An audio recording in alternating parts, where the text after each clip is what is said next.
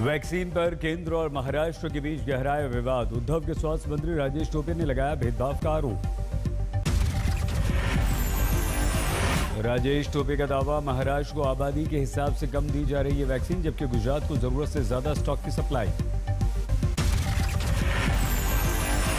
राजेश टोपे के अनुसार महाराष्ट्र को हर हफ्ते 40 लाख वैक्सीन की जरूरत, जबकि प्रदेश के पास सिर्फ 17 लाख।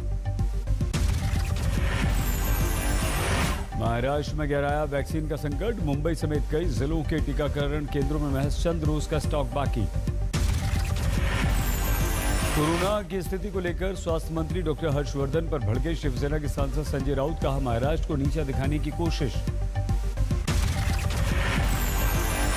महाराष्ट्र के पनवेल में कोविशील्ड वैक्सीन खत्म हो गई। वैक्सीनेशन केंद्र के बाहर लगा दिया गया नोटिस। इंदौर में कोरोना के बढ़ते कहर के बीच जीवन रक्षक दवा रेमडेसिविर की कालाबाजारी के आरोप। प्रशासन ने दी मेडिकल स्टोर का लाइसेंस रद्द करने की चेतावनी। नागपुर में लॉकडाउन के विरोध में उतरे व्यापारी, थाली चम्मच बचाकर जताया विरोध। चुनावी रैलियों में कोरोना नियम टूटने पर दिल्ली हाईकोर्ट सख्त। केंद्र और चुनाव आयोग को दिया नोटिस। दिल्ली हाईकोर्ट ने चुनाव प्रचार के दौरान मास्क जरूरी करने पर मांगा जवाब। याचिका में नेता और जनता दोनों के लिए अनिवार्यता की मांग। पश्चिम बंगाल के हरिद्वारपुर में सड़कों पर उतरे बीजेपी के अध्यक्ष जेपी नड्डा। चौथे चरण के रण में आज 3 रोड शो। चौथे दौर के प्रचार के लिए मुख्यमंत्री योगी आदित्यनाथ भी बंगाल में। हुगली में ममता सरकार पर किए ताबड़तोड़ हमले। सीआरपीएफ के घेराव वाले बयान पर ममता का डैमेज कंट्रोल। हुगली की रैली में कहा, मतदाताओं को धमकाने के लिए गृह मंत्रालय जिम्मेदार। ममता के सीआरपीएफ वाले बयान पर भड़की बीजेपी सांसद लॉकेट चटर्जी। कहा, बीजेपी को मिल रहे समर्थन से आतंकित है मुख्यमंत्री। बंगाल में चौथे दौर के लिए आज थम जाएगा प्रचार का शोर। 10 अप्रैल को 5 जिलों की 44 विधानसभा सीटों पर होगी वोटिंग। मुसलमानों के एकजुट होने की अपील ममता को पड़ी महंगी। चुनाव आयोग ने 48 घंटे में मांगा जवाब। इलेक्शन कमीशन के नोटिस पर भड़क गई टीएमसी। सांसद शुभेंदु शेखर राय बोले, हमारी 1500 शिकायतों का नहीं दिया कोई जवाब। एसपी सांसद जया बच्चन का बंगाल। टीएमसी के लिए प्रचार अभियान जारी। हावड़ा में पूर्व क्रिकेटर मनोज तिवारी के समर्थन में किया।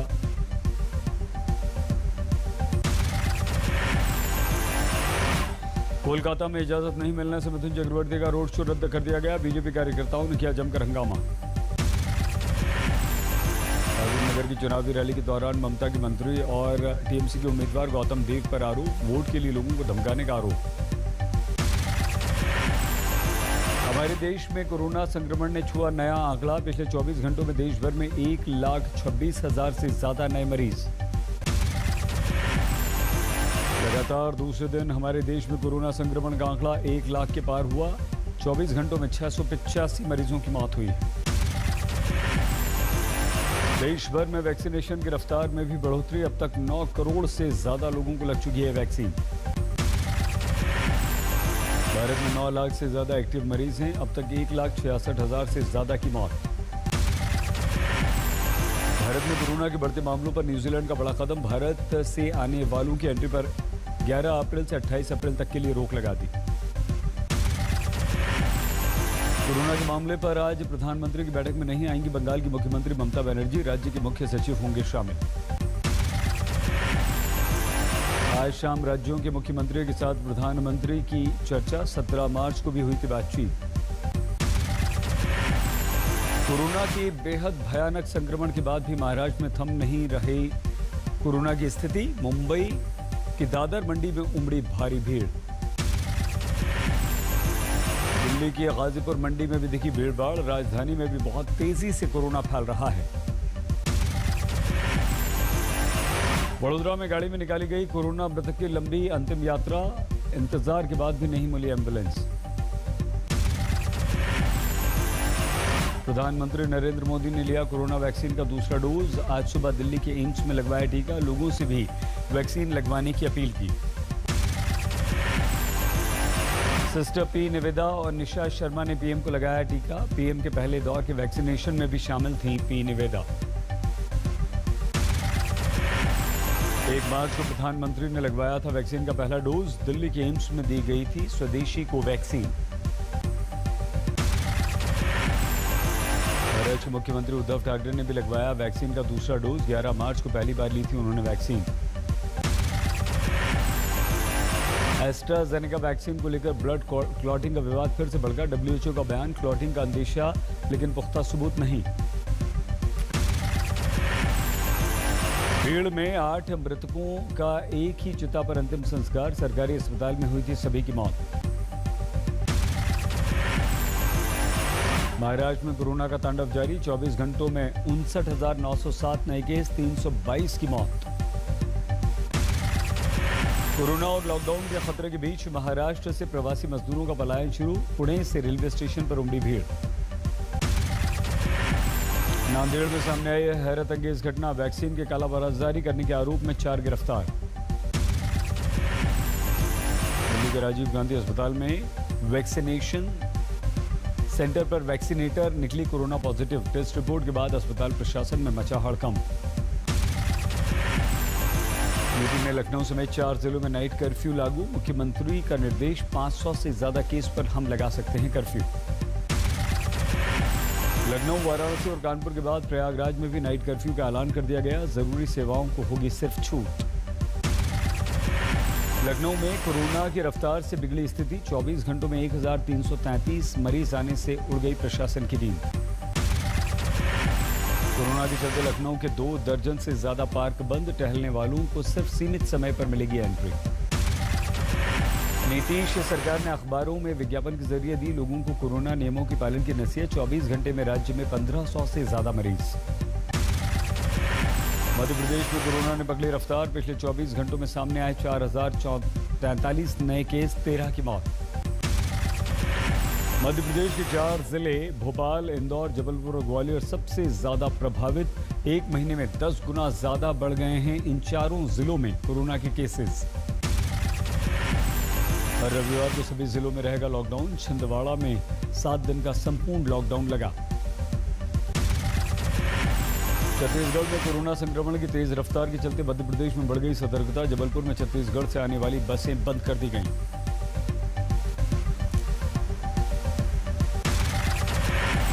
छत्तीसगढ़ की राजधानी रायपुर में 9 से 19 अप्रैल तक संपूर्ण लॉकडाउन। 24 घंटे में 3302 नए मरीज, 27 की मौत।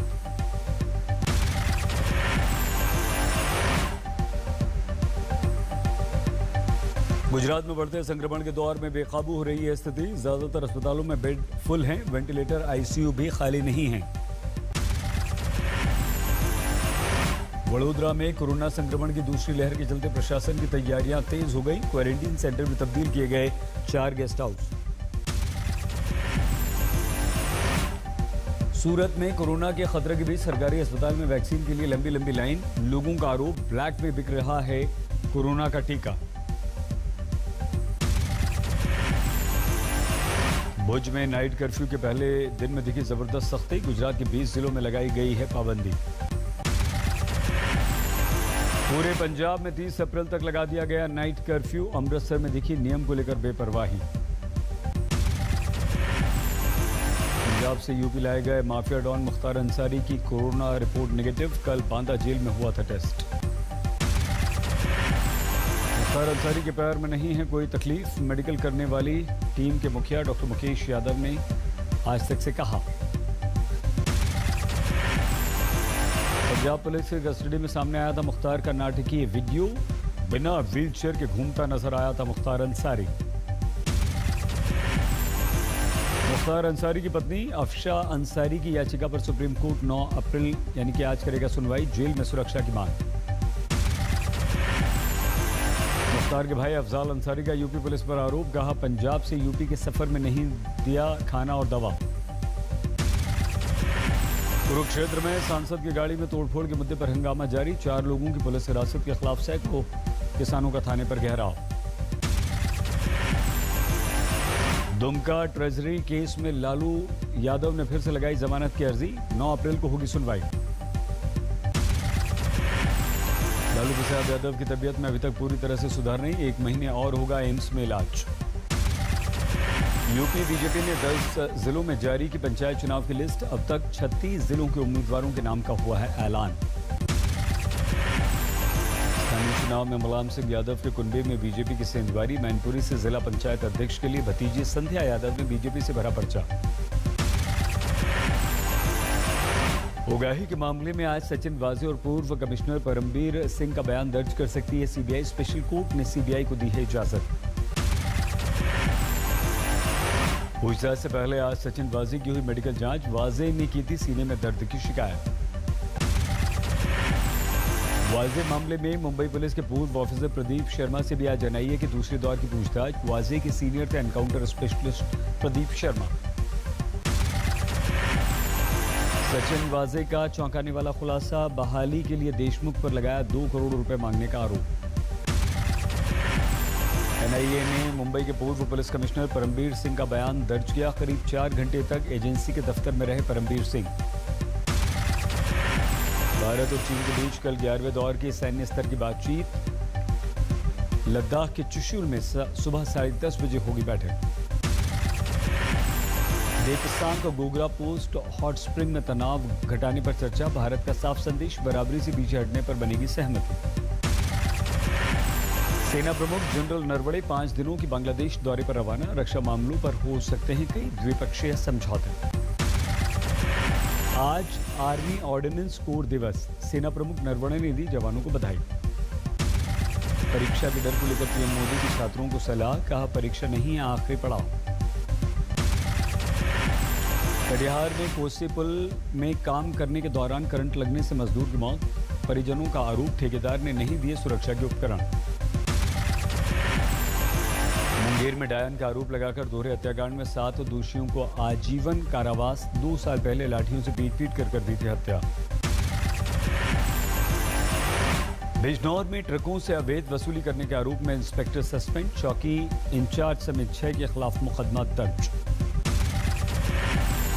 वैशाली में रेप और ब्लैकमेलिंग के आरोप पर पुलिस की नाटकीय कार्रवाई। मोहल्ले में मुनादी पीटकर घर पर चिपकाया इश्तेहार।